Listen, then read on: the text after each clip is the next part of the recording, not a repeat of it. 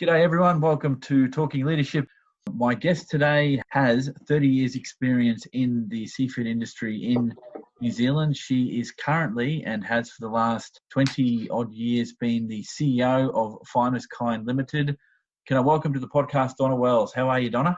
I'm great, thank you, Eric. Here, everybody. So Donna, can you tell me where your leadership journey started?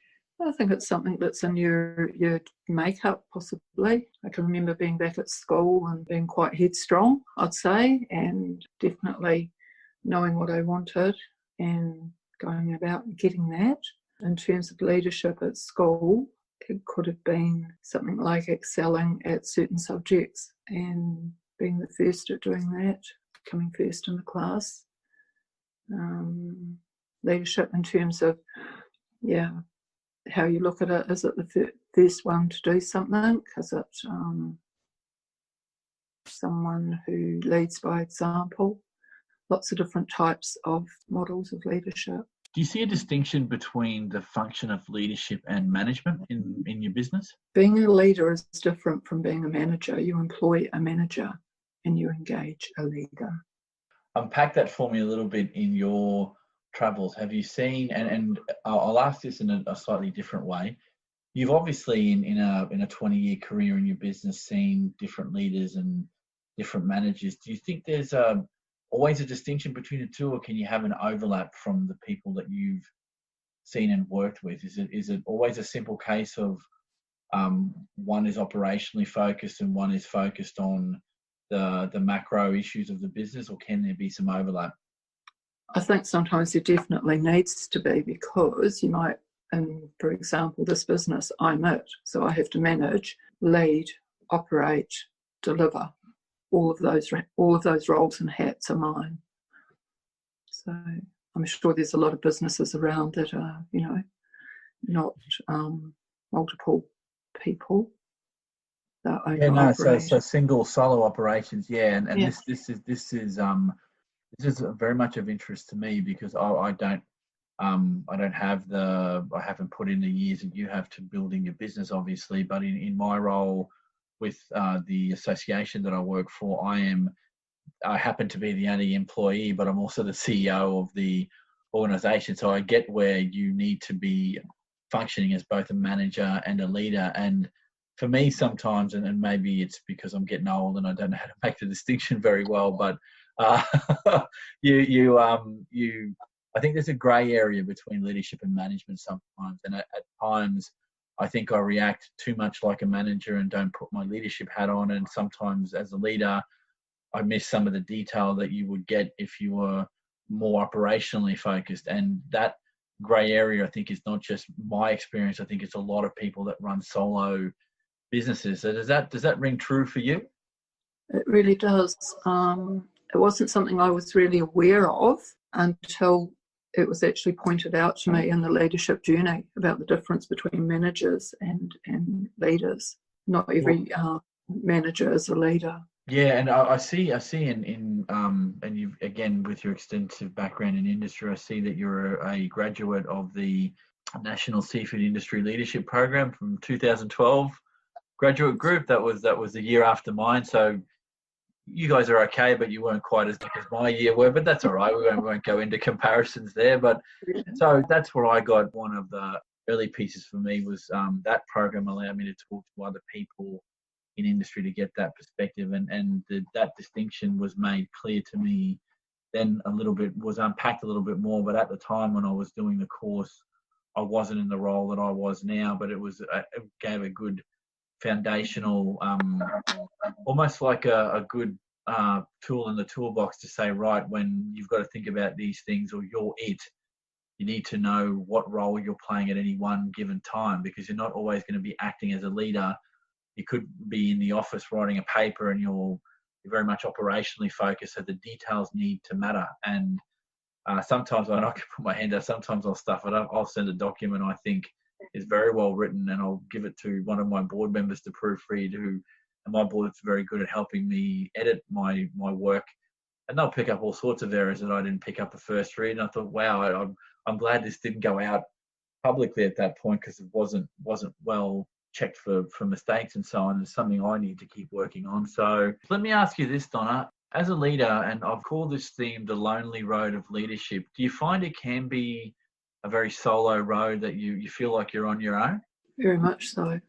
It's something I've compared and thought about a lot, because I not only work on my own, I live on my own as well.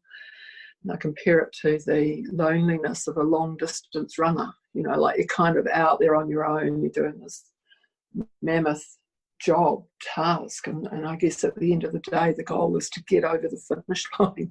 So that's kind of why I compare it to that.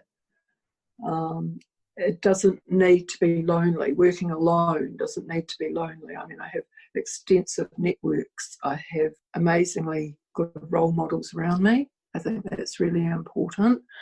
It's to blend in with like-minded souls and thirsty and hungry minds. You know, there's so much to learn every day, and I think that's part of the journey.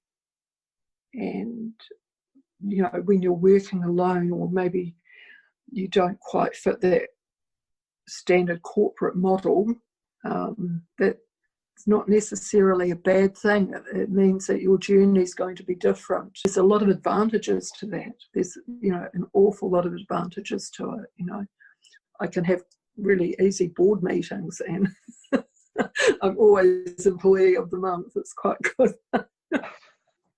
No, Yeah. I've heard that, and I get where you're coming from. I think one of the things I've taken away from being a solo operator, as far as that goes, and I'm not saying everything I do is alone, because I have a very active board that takes an interest in what I do on behalf of the members we have, which is a good thing to have. Is it builds your own resilience and ability just to get stuff done, that you've got to rely on you. And I think the older I get in this role, the more experience I get in the role of CEO, or if I had any leadership position in this organization, that you tend to learn as you go. And I find myself, as I'm getting more experience under my belt, and I'm asking more questions as I go, just to test some things. And I'm not as hesitant as I used to be back probably my early 30s, sort of late 20s, about reaching out to people and say, hey, I just don't know the answer here. What do you think? It takes a while to be able to do that. And some people are hardwired never to ask that question. And I get why that is. I kind of decided to leave ego at the door when I do my job 9 to 5. And if I don't know something, I'd rather just get someone to help me quickly, rather than pontificate on something I really may not have an answer to or know anything about. And that I think that's an experience thing. I don't think it can be learnt from a book. I don't think any amount of training can prep you for that stuff as you're working through your business. Does that ring true for you? It does, and there's quite a skill and a learning, and being able to say to somebody, can I come back to you on that? I'd like to check out my answers before I make sure that they're really accurate, to give you the right information. Yeah, I've often found I've had to do that with media inquiries when they're saying, do you know facts X, Y, Z? No, but I can come back to you with the facts, because I'm not going to give you numbers that you're going to quote me on that are technically incorrect, which doesn't make you look good, particularly from a media context. So let me move on to something more positive, I guess, instead of that lonely road of leadership. Measuring success, Donna. What does success look like for you in the business? Depends, personal and or professional, young or old. It means different things to different people.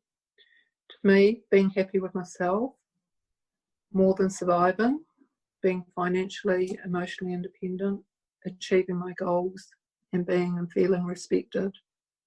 When my son says, you're a good mum, it's about knowing what works for you, how you work best, and being proud of that. Yep. No, that's brilliant, and that it is different for everyone. I've heard a lot.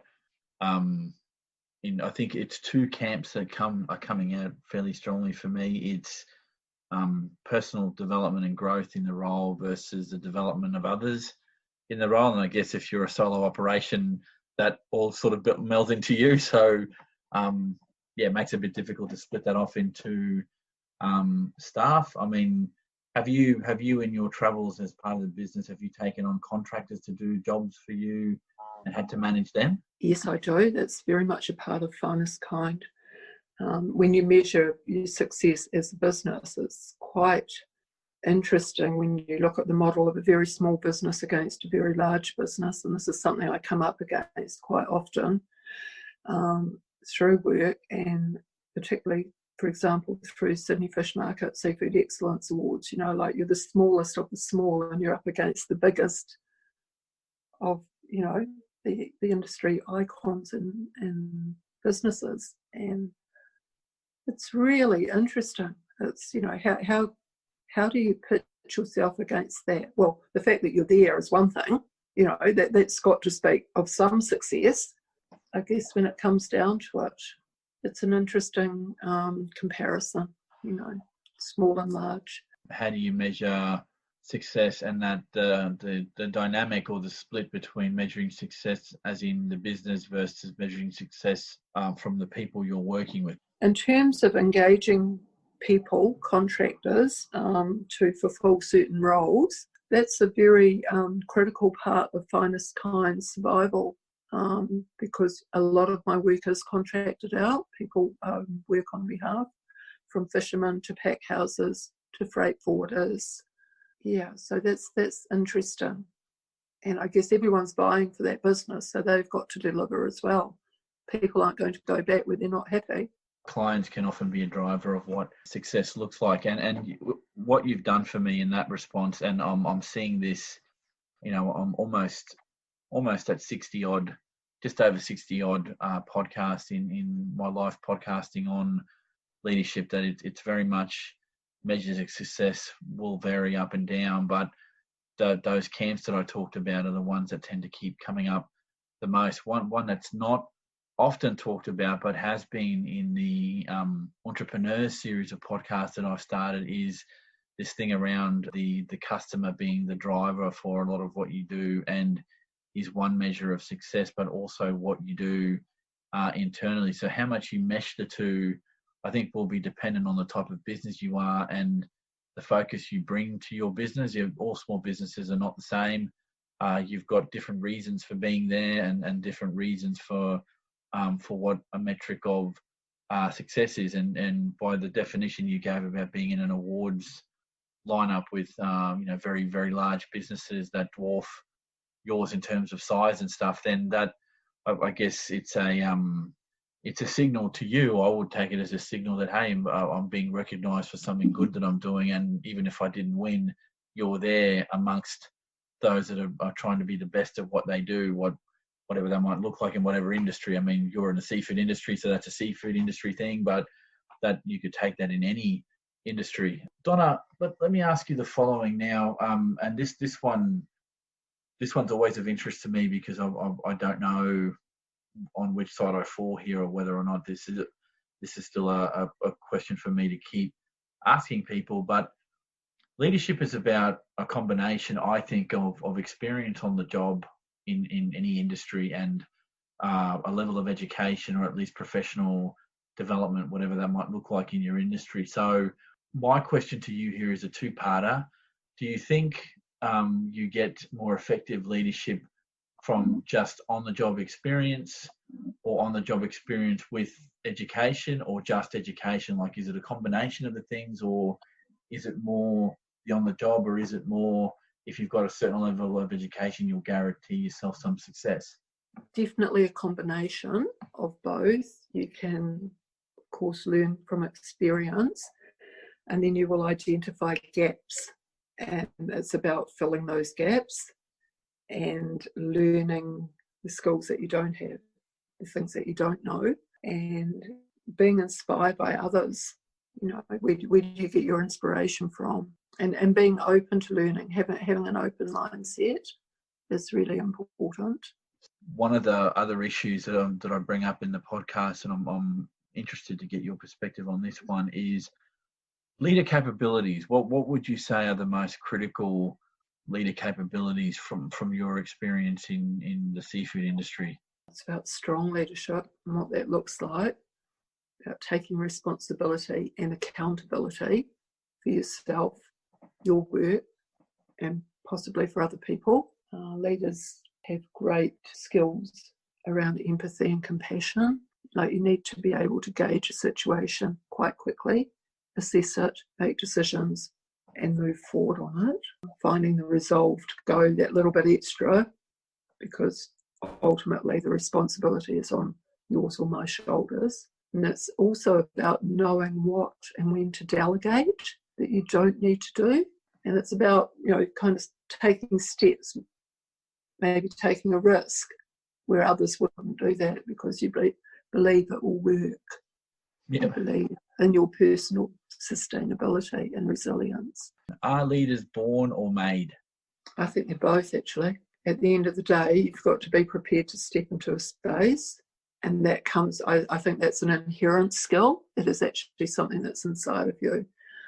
But as a part of that, maybe it's about having faith or confidence, an open mindset, open ability to want to bring about change. So I think it's both of those things. I think you can learn. There's a lot that you can learn, but there's a lot that's there. That's, you start with. Looking back on your leadership pathway, what might you say to a younger version of Donna to let her know what an effective leader needs to do to be an effective leader? I think you've got to give it 100%. It's not a halfway thing, especially if it's your own business. It's your credibility, it's your future, it's your income, it's your independence, it's all of those things. On that very positive note, I would like to thank Donna for her time. Thank you, mate. Thank you, Eric. For those listening, I've been speaking with Donna Wells, the CEO at Finestkind Limited. I'd like to thank you all, and I'll catch you all on the next podcast.